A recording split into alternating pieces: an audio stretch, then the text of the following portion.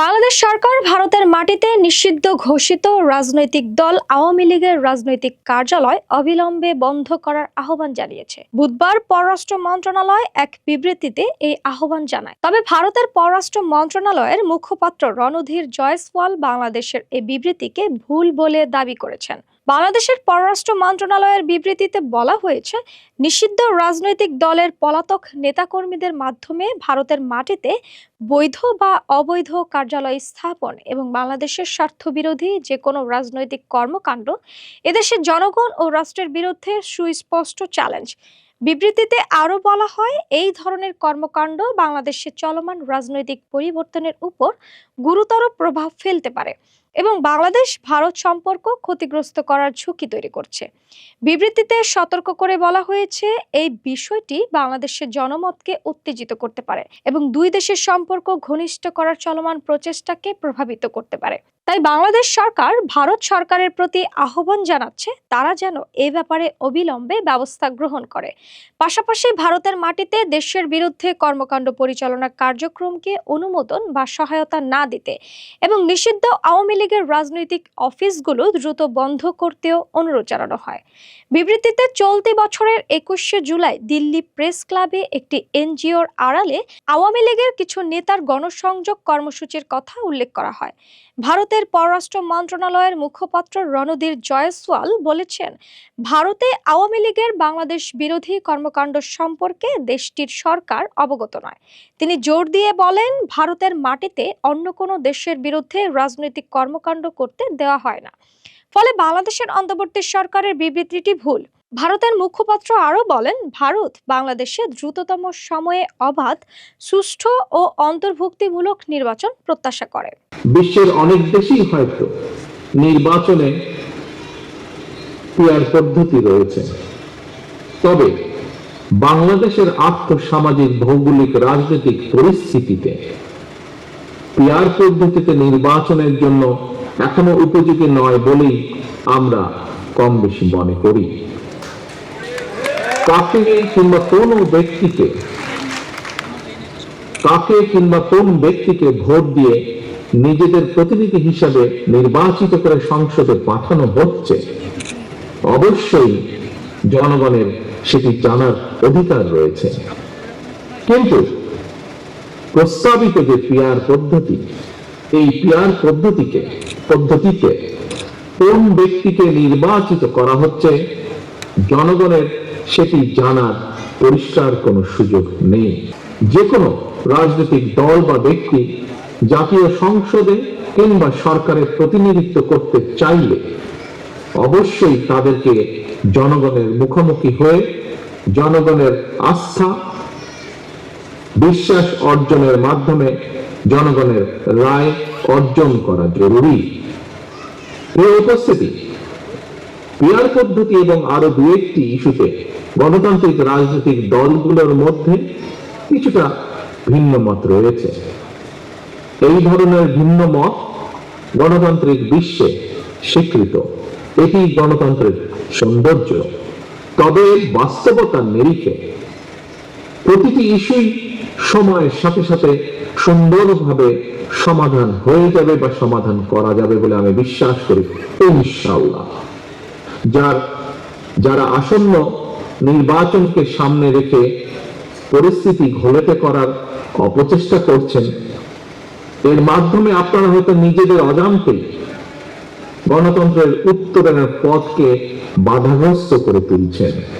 গণতান্ত্রিক রাজনৈতিক দলগুলোর নিজেদের মধ্যেকার বিরোধ এমন পর্যায়ে নেওয়া উচিত হবে না যে বিরোধকে পুঁজি করে পরাজিত ফ্যাসিবাদ নিজেদের অপকর্মগুলোকে জাস্টিফাই করার সুযোগ নিতে পারে।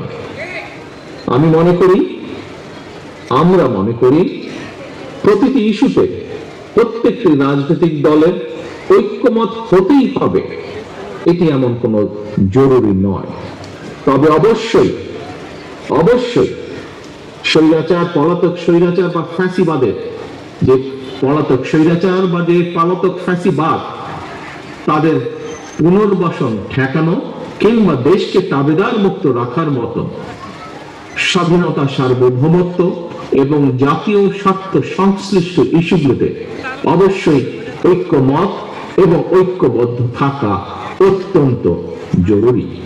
সেই সম্প্রদায়ের উপর কিংবা তাদের ধর্মীয় স্থাপনা অথবা বাসা বাড়িতে হামলার ঘটনা ঘটেছে এবং এই ঘটনাগুলোকে যদি আমরা পর্যালোচনা করে দেখি তবে দেখব দু একটি ব্যতিক্রম ছাড়া অধিকাংশ হামলার ঘটনা কোনো ধর্মীয় কারণে হয়নি, বরং আমরা দেখেছি প্রতিটি ঘটনা নিবিড়ভাবে তদন্ত করলে দেখা যাবে অধিকাংশ হামলার ঘটনার নেপথ্য ছিল করা রাষ্ট্র এবং সরকারের দায়িত্ব।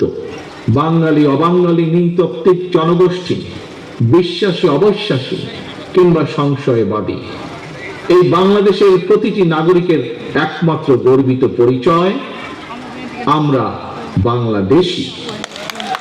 ধর্মীয় কিংবা রাজনৈতিক পরিচয় একজন নাগরিকের নিরাপত্তা নিশ্চিত করতে পারে না, কিন্তু একমাত্র গণতন্ত্র এবং আইনের শাসনই দল মত নির্বিশেষে প্রতিটি নাগরিকের নিরাপত্তা নিশ্চিত করতে পারে।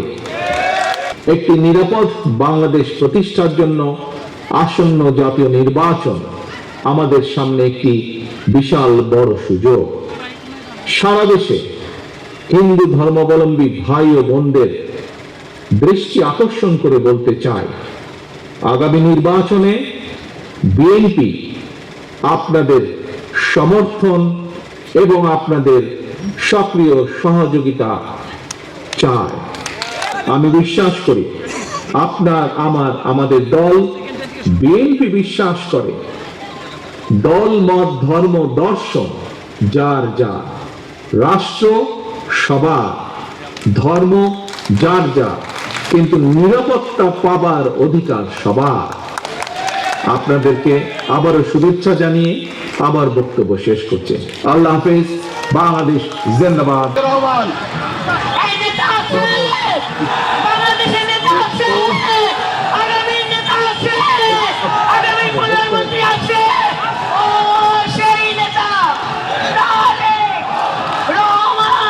ধানের শীষের পক্ষে আপনারা দাঁড়িয়ে সবাই উলুধ্বনি দেন।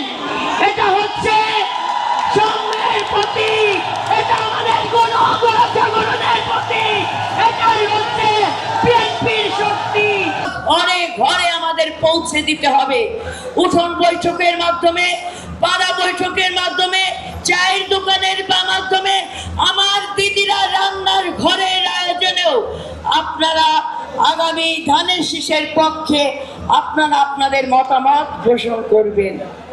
আমরা বিশ্বাস করি আগামী দিন জনগণের ভোটে যখন বাংলাদেশ জাতীয়তাবাদী দল রাষ্ট্র পরিচালনার দায়িত্ব পাবেন, সেই দায়িত্ব গ্রহণ করবেন দেশনায়ক জনাব তারেক রহমান প্রধানমন্ত্রীর আসনে। তিনি আসনে থেকে নয়, জনগণের কাছে আপনাদের সেবক হয়ে সারা বাংলাদেশে সুন্দর সুশাসন, ন্যায় বিচার, মানবাধিকার সকল দিক থেকে রাষ্ট্রকে ঢেলে সাজাবেন আমাদের নেতা দেশনায়ক জনাব তারেক রহমান। হিন্দুরা কিন্তু কোনোদিন আওয়ামী লীগকে ভোট দেয় নাই।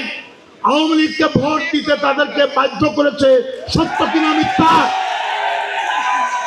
আপনি মাননীয় চেয়ারম্যান স্যার, 1970 সালে যখন বাংলাদেশের জাতীয় নির্বাচন হয়, আমি বলতে চাই কয়েকজন পার্লামেন্ট মেম্বার হিন্দু ছিল। তখন হিন্দুরা সিপিএম করতো, কংগ্রেস করতো, বিভিন্ন টাইপের দল করতো, কিন্তু মুসলিম লীগও করে নাই, আওয়ামী লীগও করে নাই। 73 সালে ভারত আমাদের পাশে থাকার কারণে 1971 সালে আমরা বাংলাদেশের হিন্দুরা আওয়ামী লীগকে ভোট দিয়েছিল। কিন্তু তার পরিণতিতে আমরা কি পেয়েছি? ওই আওয়ামী লীগের আমলে আমার হিন্দুদের 21,000 বিঘা জমি আওয়ামী লীগের নেতৃবৃন্দ দখল করে নিয়েছে। আমার মা বোনেরা রাস্তায় ঠিক মতো হাঁটতে পারতেন না। আমার আপনার অধিকার কি জিনিস যা 17 বছর ফ্যাসিবাদের দমন, নিপীড়ন, নির্যাতনের কারণে আমরা ভুলতে বসেছিলাম।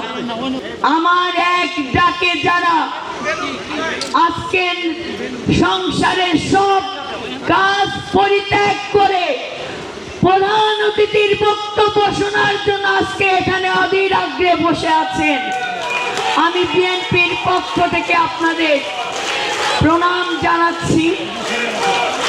বক্তব্য সংক্ষিপ্ত, নিপুণের স্লোগান দিয়ে লাভ নাই।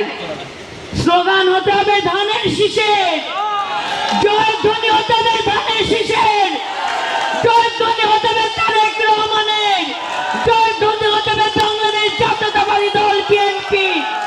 এটা আমাদের অর্জন করে নিয়েছি। আমরা স্বৈরাচার মুক্ত দেশ গড়েছি তারেক রহমানের নেতৃত্বে, কোন ব্যক্তির নির্দেশনায় নয়। 15 বছর ভোট দিতে পারে নাই, এই ভোটের অধিকার লড়াইয়ের যুদ্ধের জন্য তারেক রহমানের বাংলাদেশের নেতৃত্ব দিচ্ছেন ভগবানের কৃপায়। দেশনায়ক জনাব তারেক রহমানের নেতৃত্বে স্বৈরাচার মুক্ত দেশ করতে পেরেছি। আগামী দিনে জনগণের রাষ্ট্র জনগণের হাতে ফিরিয়ে দেব। ধানের শীষের পক্ষে আপনারা দাঁড়িয়ে সবাই উলুধ্বনি দেন। এটা হচ্ছে সংগ্রামের প্রতীক, এটা আমাদের গণ জাগরণের প্রতীক, এটাই হচ্ছে বিএনপির শক্তি, এটাই হচ্ছে তারেক রহমানের শক্তি, এটাই হচ্ছে দেশনেত্রী বেগম খালেদা জিয়ার আপসীর সংগ্রামের শক্তি।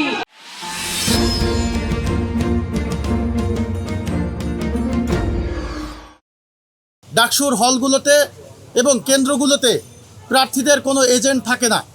প্রার্থীদের এজেন্ট না থাকা ওই প্রার্থীর ভোটের কোনো নিরাপত্তা নিশ্চিত করতে আমরা মনে করি সেখানে একটি আশঙ্কার জায়গা থেকে যায়। শুধু তাই নয়, 19 সালের ডাকসুতে যে সকল প্রভোস্টরা এই কারচুপি এবং ইঞ্জিনিয়ারিংয়ের সাথে জড়িত ছিল তাদেরকে কোনোভাবেই 2025 সালের ডাকসু নির্বাচনে কোনো রকম দায়িত্বে দেওয়া যাবে না। পাশাপাশি আমরা লক্ষ্য করেছি বিশ্ববিদ্যালয় প্রশাসন থেকে যে সকল আচরণবিধি দেওয়া হয়েছিল, অনেক প্রার্থী অনেক প্যানেল সে সকল আচরণবিধি ভঙ্গ করলেও বিশ্ববিদ্যালয় প্রশাসন এবং নির্বাচন কমিশন তাদের বিরুদ্ধে কোনো ব্যবস্থা গ্রহণ করেনি।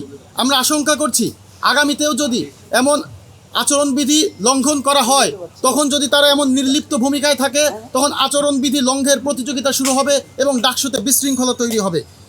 আমরা আরও একটি বিষয় জানাতে চাই, যে সকল নারী প্রার্থী আমাদের ঢাকা বিশ্ববিদ্যালয়ের হিজাব এবং নিকাব পালন করেন, তারা তাদের ধর্মীয় মূল্যবোধের প্রতি যথেষ্ট দায়িত্বশীল এবং যথেষ্ট শক্তিশালী। তাদের ভোটার তালিকায় তাদের ছবিগুলো উন্মুক্ত করে দেওয়া হয়েছে।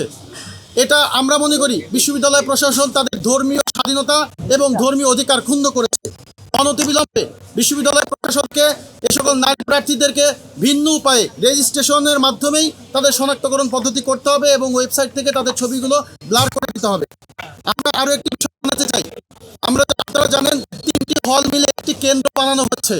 এখানে অনেকের আশঙ্কা হচ্ছে যে 3টি হলের প্রার্থীরা যদি একত্রিত হয়, এখানে সাবোটেজ করা এবং হলগুলোর মধ্যে ত্রিমুখী সংঘর্ষ বাঁধিয়ে দেওয়ার ষড়যন্ত্র হতে পারে।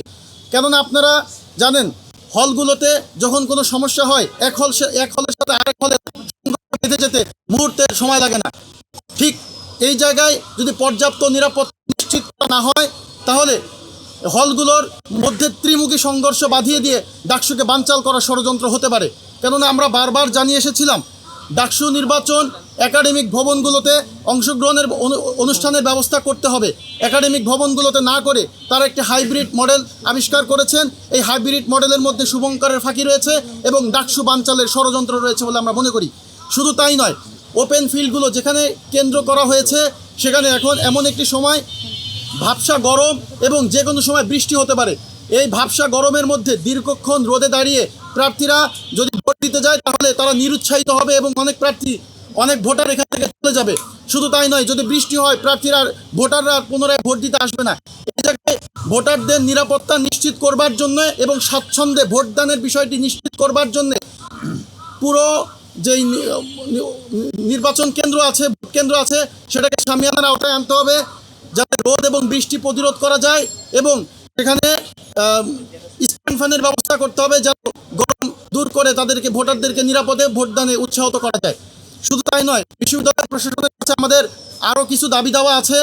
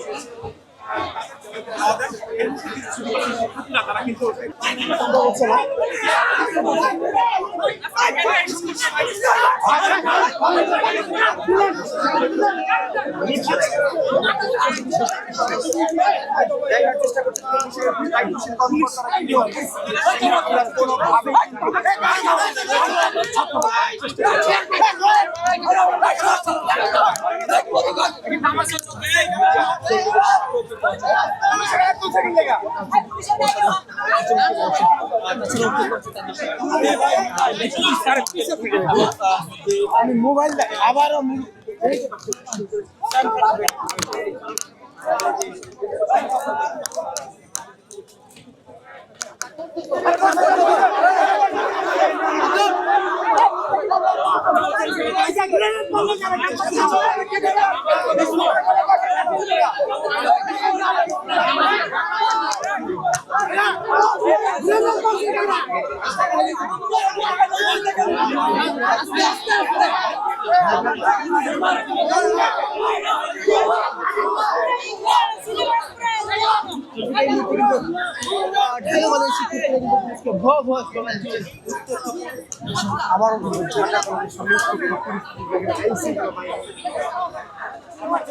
পরিস্থিতি নিয়ন্ত্রণ করার জন্য কিন্তু পুলিশ বাধ্য হয় আবার আরেকটি টিয়ার সেল নিক্ষেপ করেন।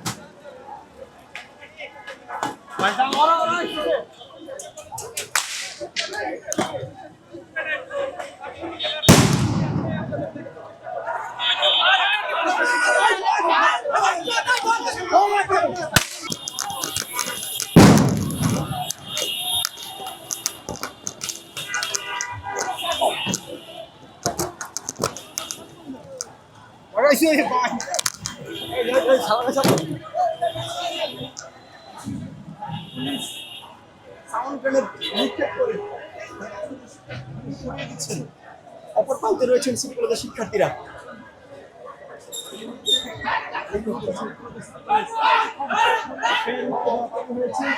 পুলিশকে লক্ষ্য করে ঢাকা কলেজের শিক্ষার্থীরা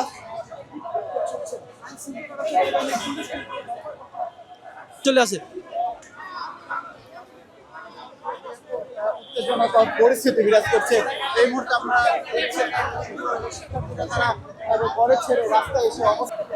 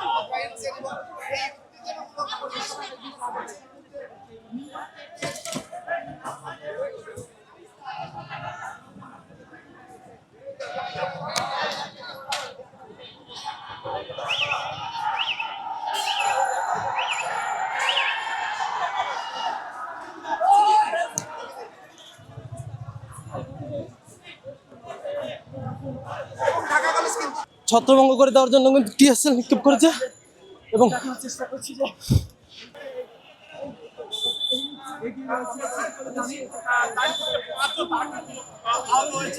এছাড়া আপনারা যেমনটা দেখছেন এখনো কিন্তু দুই কলেজের শিক্ষার্থীদের মধ্যে কিন্তু সংঘর্ষ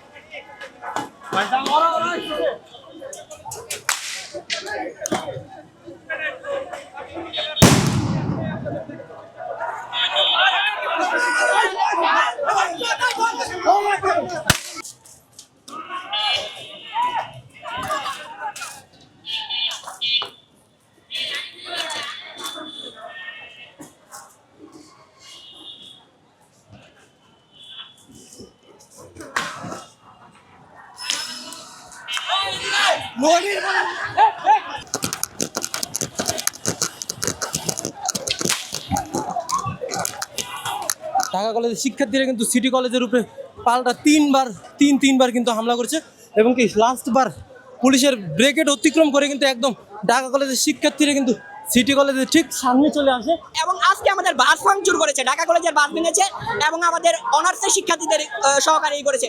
ওদের ঝামেলায় আমাদের কলেজে গিয়ে হামলা চালিয়েছে। পুলিশ প্রশাসনকে টাকা খাইয়ে পুলিশ প্রশাসনকে নিয়ে গিয়ে টিয়ার সেল ছুড়ে রাখে ক্যাম্পাসে।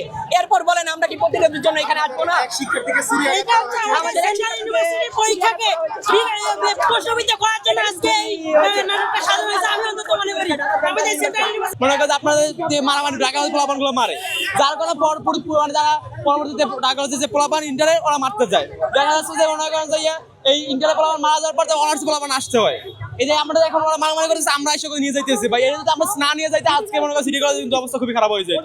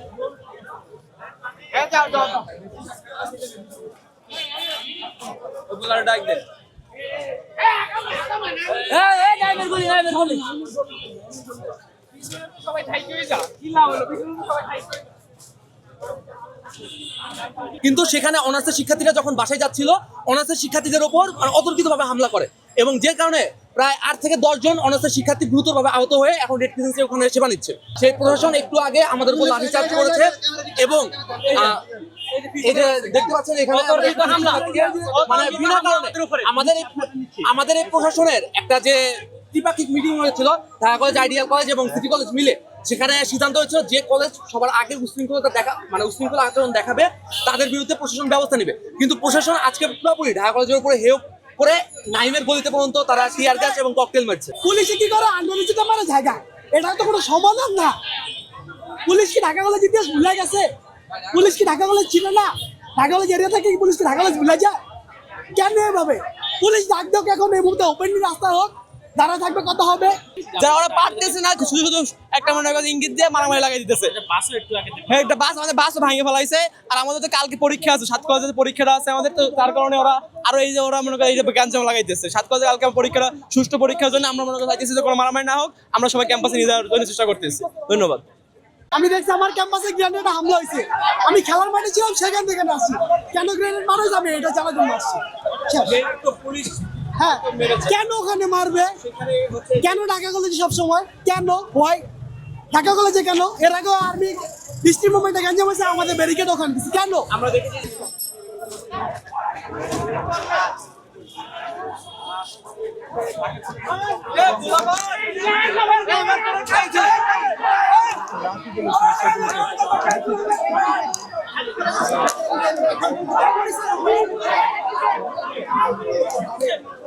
সিটি কলেজের শিক্ষার্থীরা সেখানে গিয়েছিলেন, সেই কারণে হয়তো এখন সিটি কলেজ না আটকায় আমাদের এইমাত্র নাকি পুলিশ লাঠি চার্জ করছে আমাদের শিক্ষার্থীদের। কেন কেন?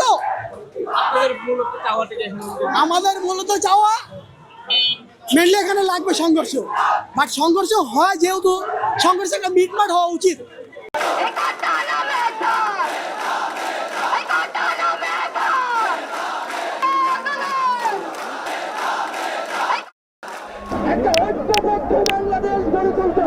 দু 2024 সালের ঐতিহাসিক জুলাই গণ অভ্যুত্থানের অন্যতম নেতা অন্তর্বর্তী সরকারের সাবেক উপদেষ্টা এবং জাতীয় নাগরিক পার্টির আহ্বায়ক মোহাম্মদ নাহিদ ইসলাম 22 থেকে 24 আগস্ট পর্যন্ত মালয়েশিয়া সফরে যাচ্ছেন। তার এই সফরের সার্বিক আয়োজন করছে NCP diaspora alliance Malaysia chapter. 3 দিনের এই সফরে তিনি প্রবাসী বাংলাদেশি সম্প্রদায়, বিভিন্ন সামাজিক ও রাজনৈতিক সংগঠনের প্রতিনিধি, সাংবাদিক, মানবাধিকার কর্মী এবং পেশাজীবীদের সাথে মত বিনিময় করবেন। সফরের অংশ হিসেবে মালয়েশিয়ায় বাংলাদেশ হাই কমিশনের কর্মকর্তাদের সাথেও তার সৌজন্য সাক্ষাৎ হওয়ার কথা রয়েছে। সফরের মূল উদ্দেশ্য হল জুলাই গণ অভ্যুত্থান পরবর্তী বাংলাদেশের রাজনৈতিক পরিবর্তন এবং নতুন সম্ভাবনাগুলো প্রবাসীদের সাথে সরাসরি আলোচনা করা। এর মাধ্যমে প্রবাসীদের রাষ্ট্র গঠনে আরও সক্রিয়ভাবে সম্পৃক্ত করার জন্য গুরুত্বপূর্ণ দিক নির্দেশনা দেয়া হবে বলে আশা করা হচ্ছে।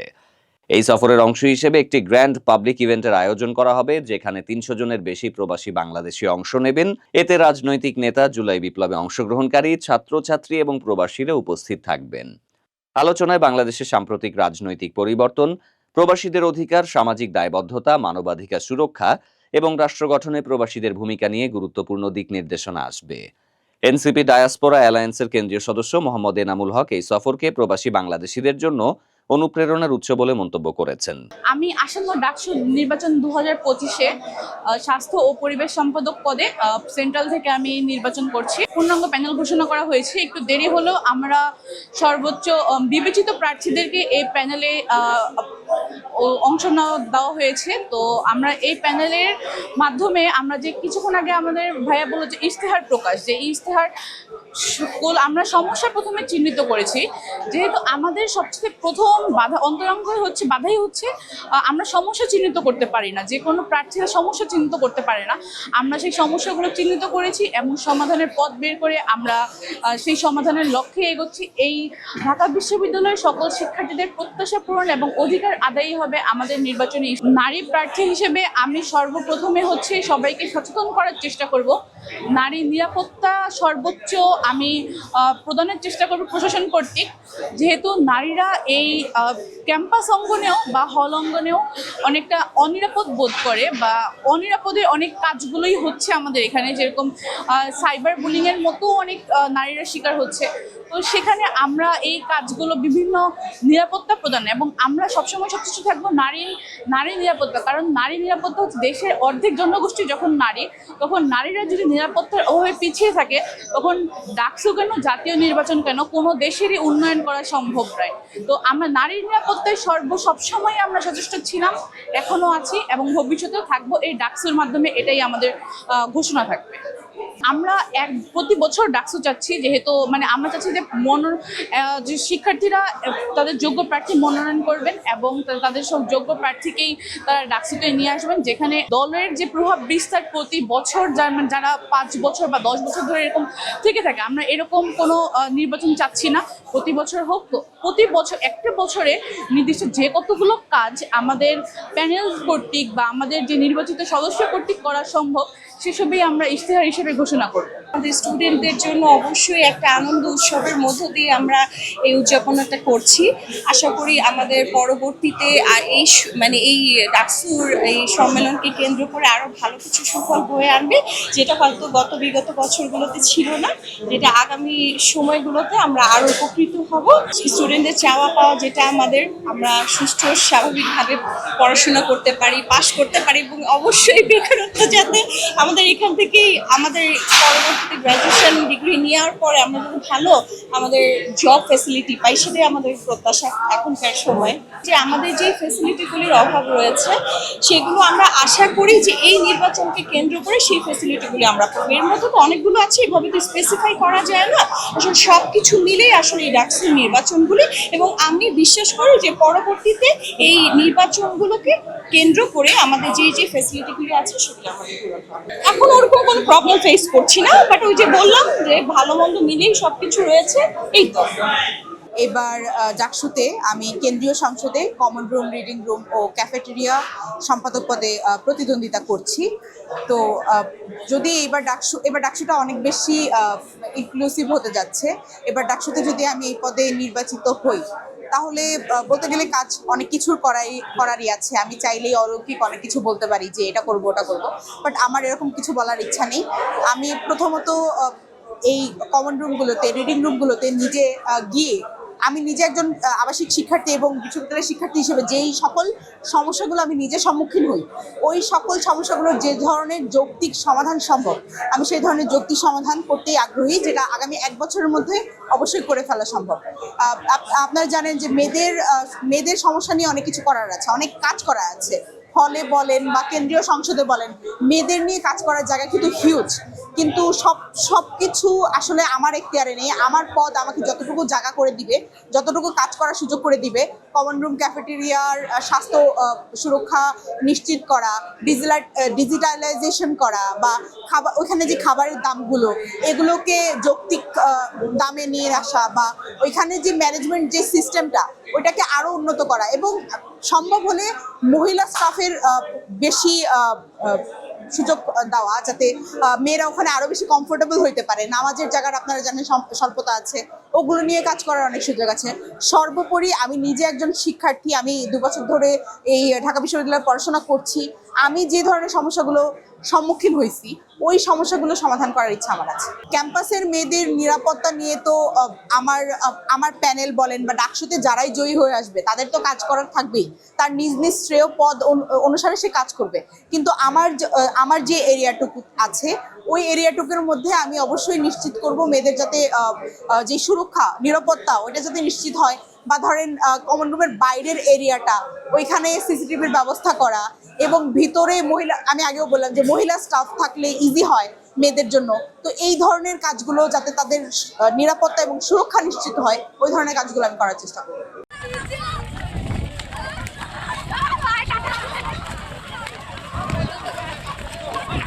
উত্তর জনপদের মানুষের দীর্ঘ প্রতীক্ষার অবসান ঘটিয়ে গাইবান্ধার হরিপুর চিলমারি সড়কের ওপর নির্মিত মাওলানা ভাসানী সেতুর উদ্বোধন করা হয়েছে। বুধবার দুপুরে সুন্দরগঞ্জে তিস্তা নদীর ওপর নির্মিত এই সেতুর উদ্বোধন করেন অন্তর্বর্তীকালীন সরকারের স্থানীয় সরকার, পল্লী উন্নয়ন ও সমবায় মন্ত্রণালয়ের উপদেষ্টা আসিফ মাহমুদ সজীব ভূঁইয়া। উদ্বোধনের পরপরই সুন্দরগঞ্জ উপজেলা জামে মসজিদের ইমাম ও খতিব মাওলানা মুফতি মোহাম্মদ ওমর ফারুক মোনাজাত করেন। এরপর ফিতা কেটে সেতুর দ্বার খুলে দেয়া হয়। এ সময় উৎসুক জনতার ভিড় সামাল দিতে আইনশৃঙ্খলা বাহিনীকে বেশ বেগ পেতে হয়। সেতুর উদ্বোধনের আগে থেকেই পুরো এলাকা জুড়ে একটি উৎসবমুখর পরিবেশ তৈরি হয়। ভোর থেকেই তিস্তাপাড়ের 2 জেলার শত শত দর্শনার্থী এবং সুন্দরগঞ্জ চিলমারী উপজেলার হাজারো সাধারণ মানুষ ভিড় করেন এই ঐতিহাসিক মুহূর্তের সাক্ষী হতে। দীর্ঘদিনের প্রতীক্ষিত স্বপ্ন বাস্তবে রূপ নেয় তাদের চোখে মুখে ফুটে ওঠে উচ্ছ্বাস। গত 10ই আগস্ট স্থানীয় সরকার বিভাগ সেতুটির নামকরণ সংক্রান্ত সরকারি প্রজ্ঞাপন জারি করে। এতে 1490 মিটার দীর্ঘ এই পিসি গার্ডার সেতুটির নাম মাওলানা ভাসানী সেতু গাইবান্ধা রাখা হয়। 2014 সালের 25শে জানুয়ারি তৎকালীন প্রধানমন্ত্রী শেখ হাসিনা ভিডিও কনফারেন্সের মাধ্যমে এই সেতুর ভিত্তিপ্রস্তর স্থাপন করেছিলেন। নানা জটিলতা এবং একাধিকবার তারিখ পরিবর্তনের পর অবশেষে 11 বছর পর সেতুটি চালু হলো। এলজিডি সূত্র জানায়, সৌদি সরকারের অর্থায়নে ও চায়না স্টেট কনস্ট্রাকশন ইঞ্জিনিয়ারিং লিমিটেডের তত্ত্বাবধানে এই সেতুটি নির্মাণ করা হয়েছে, যার ব্যয় হয়েছে 885 কোটি টাকা। 1490 মিটার দৈর্ঘ্য, 9.6 মিটার প্রস্থের এই পিসি গার্ডার সেতুটি এলজিডির ইতিহাসের সবচেয়ে বড় প্রকল্প।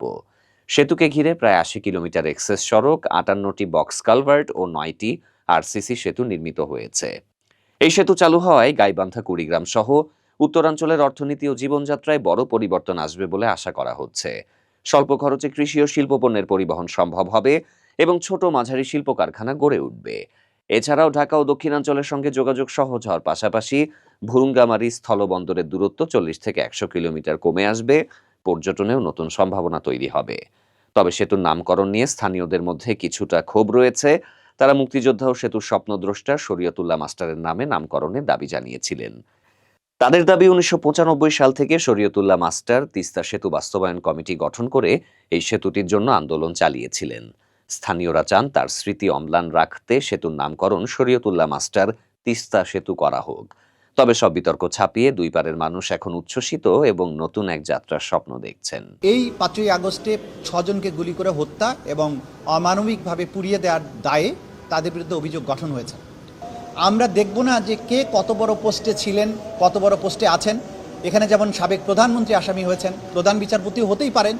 জুলাই আগস্ট আন্দোলন ঘিরে আশুলিয়ায় 6 জনকে গুলি করে হত্যা এবং লাশ পোড়ানো সহ 7 জনকে হত্যার ঘটনায় মানবতা বিরোধী অপরাধের মামলায় সাবেক এমপি সাইফুল ইসলাম সহ 16 আসামির বিরুদ্ধে অভিযোগ গঠন করে বিচার শুরুর আদেশ দিয়েছে আন্তর্জাতিক অপরাধ ট্রাইব্যুনাল।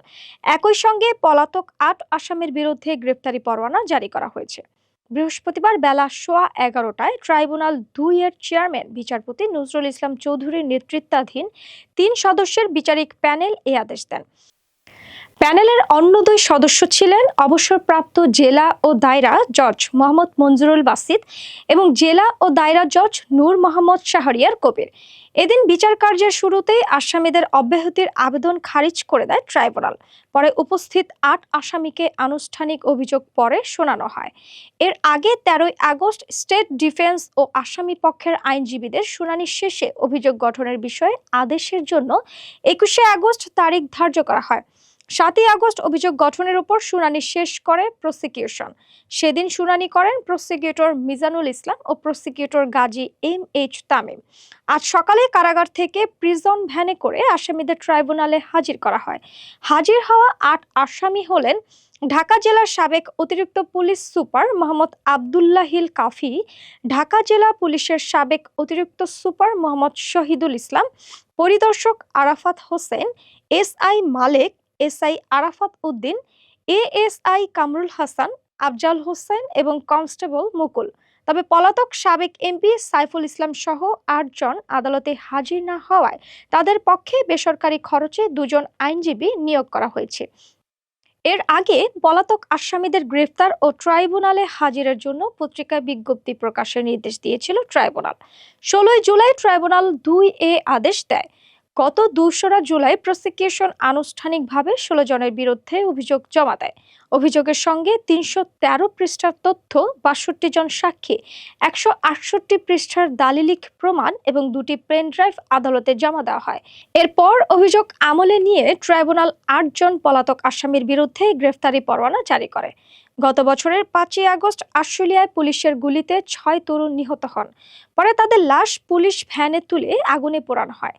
নৃশংস এই ঘটনায় একজন তখনও জীবিত ছিলেন, কিন্তু তাকেও পেট্রোল ঢেলে পুড়িয়ে মারা হয়। এই মর্মান্তিক ঘটনার পর 11 সেপ্টেম্বর মানবতা বিরোধী অপরাধের অভিযোগ এনে আন্তর্জাতিক অপরাধ ট্রাইব্যুনালে মামলা দায়ের করা হয়।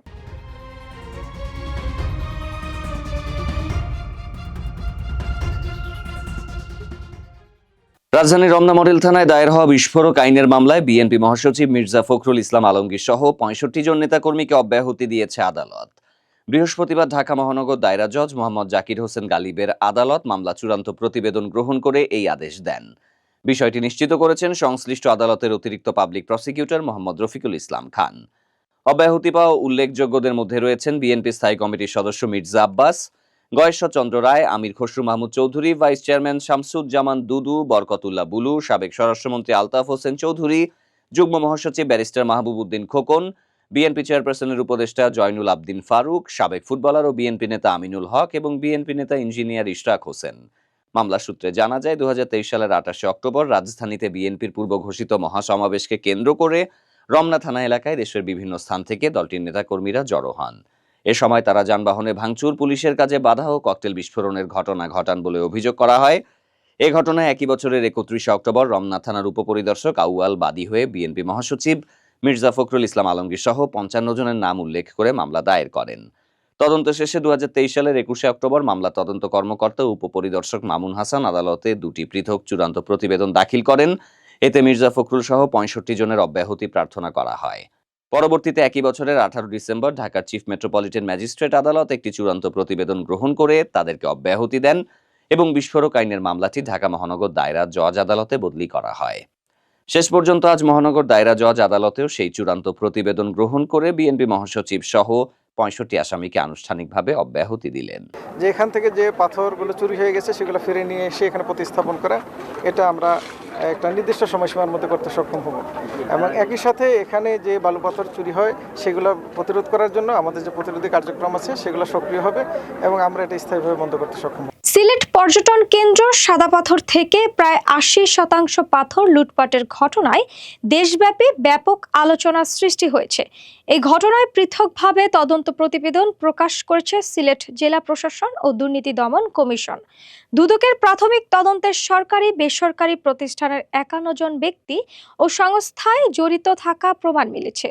জেলা প্রশাসনের ৩ সদস্যদের তদন্ত কমিটি ৭ পৃষ্ঠার একটি প্রতিবেদন জমা দিয়েছে, যেখানে ঘটনার জন্য দায়ী ব্যক্তিদের চিহ্নিত করা হয়েছে। বুধবার অতিরিক্ত জেলা প্রশাসক পদ্মাসন সিংহ এই প্রতিবেদনটি জেলা প্রশাসকের কাছে হস্তান্তর করেন। তদন্ত সংশ্লিষ্ট সূত্রে জানা গেছে, তদন্ত কমিটি ঘটনাস্থল পরিদর্শন, দায়-দায়িত্ব নিরূপণ এবং সুপারিশ পেশ এই ৩টি দায়িত্ব পালন করেছে।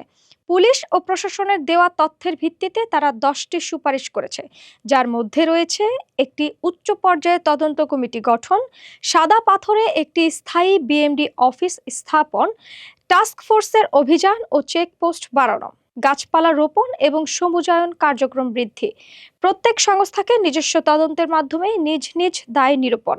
প্রতিবেদনে আরও উল্লেখ করা হয়েছে যে রেলওয়ে বাংকার এলাকা সহ আশেপাশের এলাকায় দীর্ঘদিন ধরে অবৈধভাবে পাথর উত্তোলনের কারণে পরিবেশ ও পর্যটন স্থানের সৌন্দর্য মারাত্মকভাবে ক্ষতিগ্রস্ত হয়েছে। দুদকের প্রাথমিক প্রতিবেদনে বলা হয়েছে, পর্যটন এলাকায় প্রশাসনের উপস্থিতি ও বিজিবির নিয়মিত টহল থাকা সত্ত্বেও কয়েক মাস ধরে শত শত কোটি টাকা মূল্যের পাথর লুট করা হয়েছে। প্রায় ৮০% পাথর সরিয়ে নেওয়া হয়েছে, যা স্থানীয় প্রশাসন এবং প্রভাবশালীদের ইন্ধন এবং যোগসাজশে সম্ভব হয়েছে। এই ঘটনায় দুদক যেসব ব্যক্তিদের জড়িত থাকার প্রাথমিক প্রমাণ পেয়েছে, তাদের মধ্যে স্থানীয় রাজনৈতিক নেতাদের নামও রয়েছে।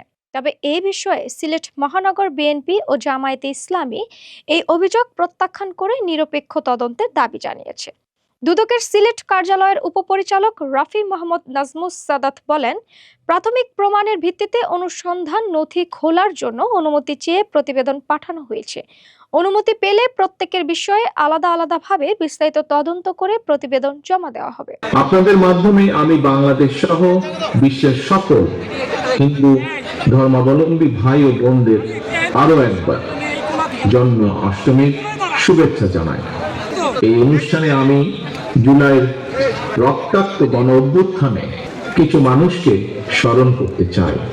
আজকের এই দিনে শিশু রিয়া গোপ, রথিন বিশ্বাস, হৃদয় চন্দ্র তরুয়া, সৈকত চন্দ্র দে, তনয় চন্দ্র দাস,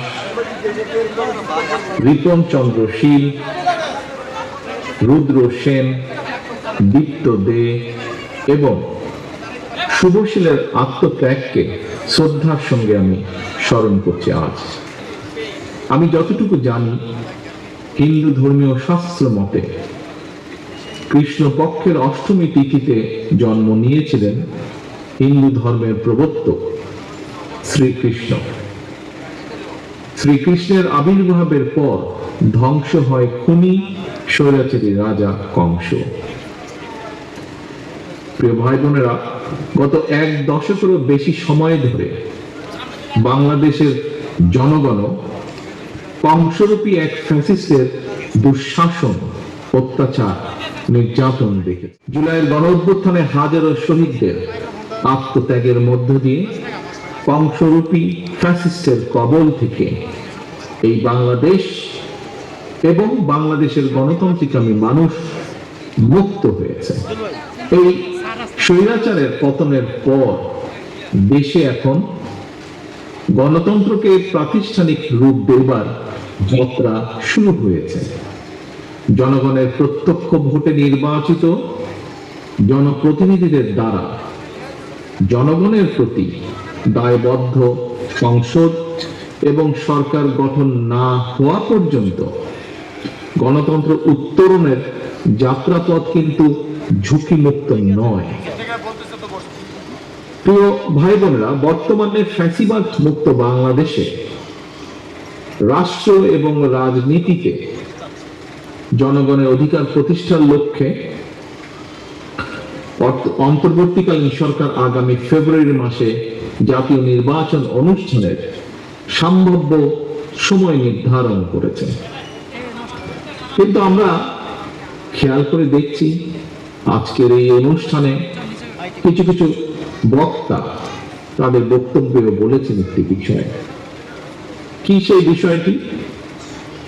সেই বিষয়টি হচ্ছে এই নির্বাচন অনুষ্ঠান নিয়ে কোন রাজনৈতিক ব্যক্তি বা গোষ্ঠীর বক্তব্য, মন্তব্য কিংবা নিত্য নতুন শর্ত বা শর্তের প্রস্তাবনা সামগ্রিকভাবে জনমনে বিভ্রান্তি সৃষ্টির একটি কারণ হয়ে দাঁড়িয়েছে।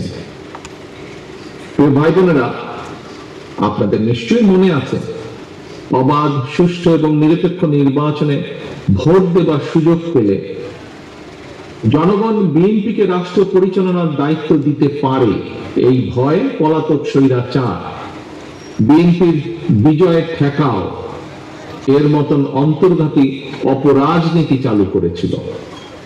দেশের নির্বাচনী ব্যবস্থাকেও গত 17 বছর ধ্বংস করে দিয়েছিল। সেটি লোকাল ইলেকশন থেকে শুরু করে জাতীয় নির্বাচন থেকে শুরু করে প্রায় প্রত্যেকটি জায়গায় একই অবস্থা হয়েছিল। তবে আশ্চর্যের বিষয় হলো স্বৈরাচার মুক্ত বাংলাদেশে এবার ক্ষমতাসীন সরকার নয়, বরং ফ্যাসিবাদ বিরোধী আন্দোলনের রাজপথের সহযোদ্ধা কতিপয় রাজনৈতিক ব্যক্তি এবং গোষ্ঠীর আচরণেও সেই পলাতক স্বৈরাচারের সরকারের মতন বিএনপির বিজয়ের ঠেকাও প্রবণতা লক্ষ্য করা যাচ্ছে। বিএনপির বিজয় ঠেকানোর অপরাজনীতি করতে গিয়ে বিতাড়িত ফ্যাসিবাদী সরকার দেশকে একটি তাবেদারি রাষ্ট্রে একটি বিশাল বড় জেলখানায় পরিণত করেছিল।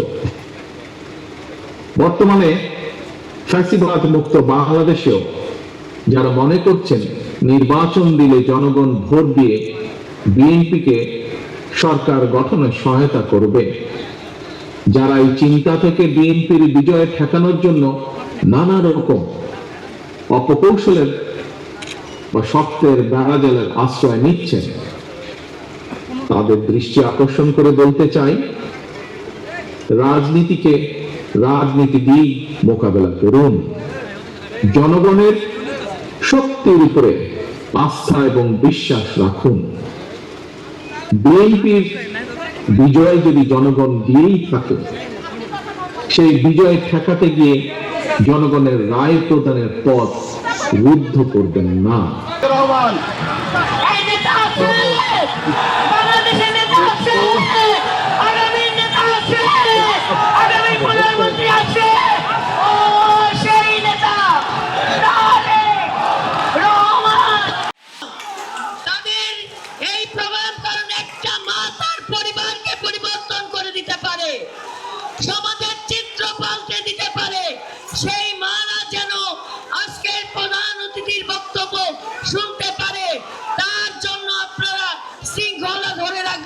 প্রিয় সনাতন ধর্মী ভাই ও বোনেরা, সকলকে আমার আদাব, নমস্কার এবং সালাম।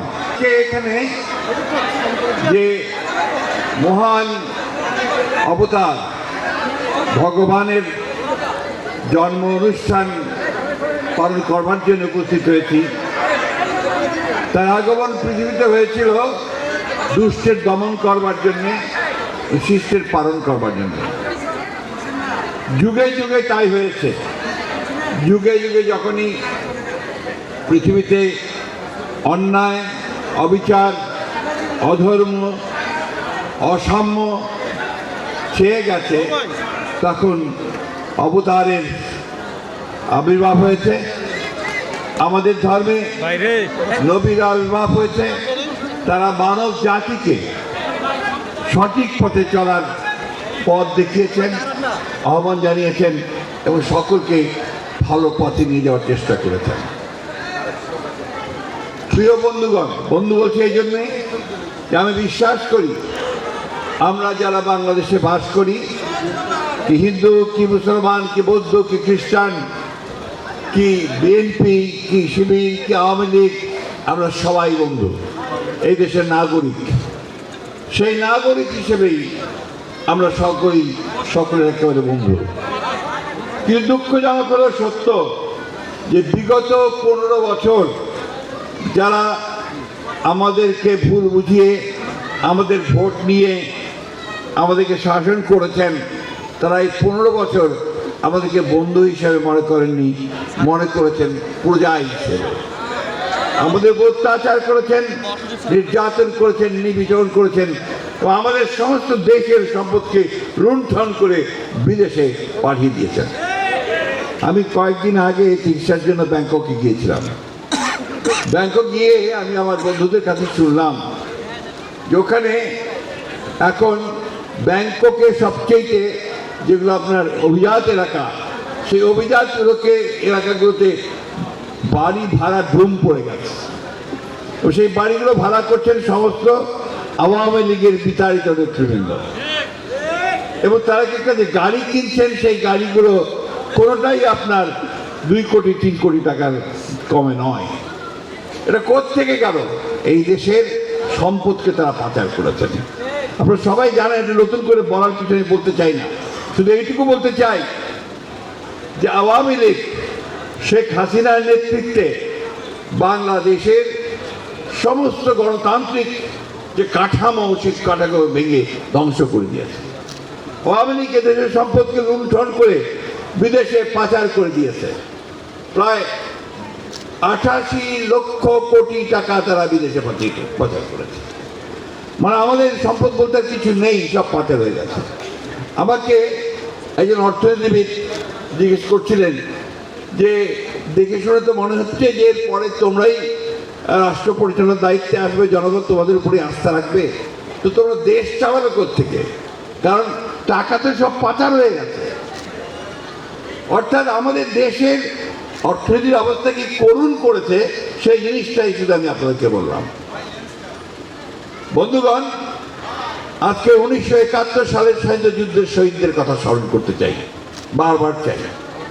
এই জন্য চাই যে 1971 সাল আমাকে একটা স্বাধীন দেশ দিয়েছিল, ভূখণ্ড দিয়েছিল, আমাকে একটা স্বাধীন সত্তা দিয়েছিল এবং সেই জন্য আমি আজকে আমার অস্তিত্ব আছে, আমি টিকে আছি।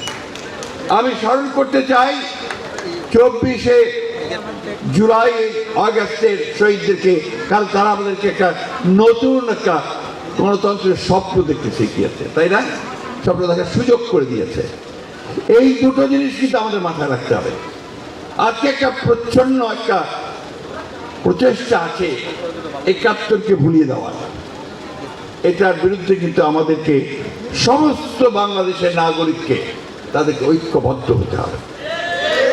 24শে জুলাই আগস্ট যেভাবে আপনার সত্য, ঠিক একইভাবে সত্য কিন্তু 71-এর 9 মাসের মুক্তিযুদ্ধ। সেই মুক্তিযুদ্ধের ঘোষণা দিয়েছেন কে? শহীদ প্রেসিডেন্ট জিয়াউর রহমান, আমাদের দলের প্রতিষ্ঠাতা। আজকে একটা নতুন করে কথা উঠছে, ষড়যন্ত্র চলছে যে আপনার বাংলাদেশে আপনার এখানে এক ধরনের উগ্রবাদ মাথা চালা দিয়ে উঠছে। এই উগ্রবাদকে মাথা চালা দিয়ে উঠতে দেওয়া যাবে না বন্ধুগণ। তাহলে আমাদের বাংলাদেশের যে আত্মা, যে সোল, সেই অস্তিত্ব আমাদের রক্ষা পাবে না। এই কথাটা আমাদের সবাইকে মনে রাখতে হবে।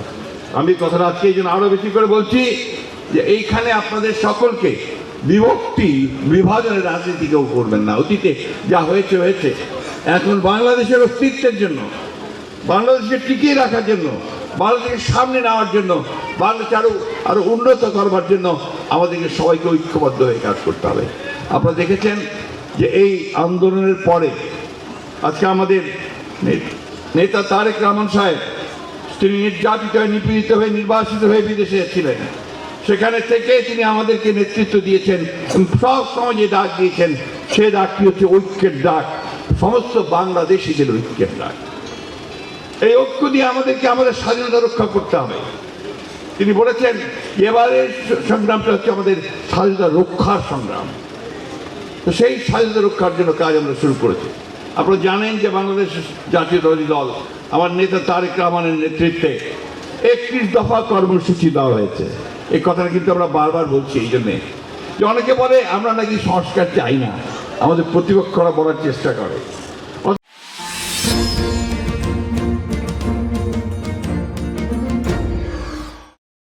চেয়ারম্যান জনাব তারেক রহমান, যিনি বিগত আন্দোলনের সময় সেই সুদূর বিলাত থেকে আমাদের নির্দেশনা দিয়েছেন এবং স্বৈরাচারে উৎখাতের আন্দোলনে তিনি বিএনপির নেতৃত্ব দিয়েছেন। আজকে এখানে উপস্থিত সংগ্রামী নেতা মির্জা ফখরুল ইসলাম আলমগীর, আমাদের স্থায়ী কমিটির সদস্য, ময়মনসিংহ থেকে তিনি আমাদের সঙ্গে নেতৃত্ব দেন। জন্মাষ্টমীর অনুষ্ঠানটি কিন্তু একটি তাৎপর্য বহন করে এই জন্যে যে আমরা আজকে ইতিহাসের পাতায় প্রায় 5,500 বছর ফিরে যাচ্ছি। ভগবান কৃষ্ণের আপনাদের সমস্যাটা কি বলেন তো? এবং তিনি জন্ম লাভ করেছিলেন ভগবান বিষ্ণুর 8ম অবতার, এবং তার জন্মতিথি ছিল কৃষ্ণপক্ষের 8ম দিন। এই বিশ্বকে ন্যায়ের পথে ফিরিয়ে আনা, অনাচার থেকে এই বিশ্বকে ন্যায়ের পথে ফিরিয়ে আনা, জুলুম থেকে এই বিশ্বকে ন্যায়ের পথে ফিরিয়ে আনা, মিথ্যা থেকে এই বিশ্বকে সত্যের পথে নিয়ে আসা এবং দুঃশাসন থেকে এই পৃথিবীকে সুশাসনের দিকে ফিরিয়ে আনা। সেই আদর্শের জন্যে আজকে থেকে 5,500 বছর আগে যে সংগ্রাম সূচিত হয়েছিল, আজকে ভাবলে অবাক হতে হয়। আজকে থেকে 15 বছর আগে এই বাংলাদেশে যে স্বৈরাচারী সরকার সৃষ্টি হয়েছিল, সেই স্বৈরাচারী সরকার থেকে সংগ্রাম করে এই দেশকে মুক্ত করার যে চিরন্তন যে সংগ্রাম, সেই সংগ্রামে কিন্তু আপনারা সবাই অংশীদার ছিলেন। এবং আমি একটু আগে বলেছি যার নেতৃত্ব দিয়েছেন শুধু লন্ডন থেকে জনাব তারেক রহমান। কাজেই এই ইতিহাস আজকে এই অনুষ্ঠানের বিশেষ তাৎপর্য বহন করে। আপনারা জানেন সেই অত্যাচারী যে রাজা কংস, সেই কংসের বিরুদ্ধে যিনি সংগ্রাম করে মথুরাকে মুক্ত করেছিলেন, এবং তিনি জন্মের পরপর যাকে যমুনা নদী পার হয়ে তাকে আশ্রয় নিতে হয়েছিল বৃন্দাবনে, সেখানে তিনি বেড়ে উঠেছিলেন এবং পরবর্তীতে তিনি তার নিজের যিনি কাকা কংস অত্যাচারী, তাকে পরাজিত করে তিনি পুনরায় একটি ন্যায়সঙ্গত একটি সরকার সেখানে কায়েম করেছিলেন। আজকে সেই জন্মতিথি পালন করতে আমরা এখানে এসেছি। কাজে বক্তব্য দীর্ঘ করব না, আপনাদের কাছে একটি অনুরোধ, আপনারা বাংলাদেশকে ঐক্যবদ্ধ রেখে বাংলাদেশকে পুনরায় ন্যায়ের পথে, সত্যের পথে, সুশাসনের পথে এবং মানবাধিকারের পথে পরিচালনা করুন, এই প্রত্যাশা ব্যক্ত করে সবাইকে ধন্যবাদ জানিয়ে আমার বক্তব্য শেষ করছি।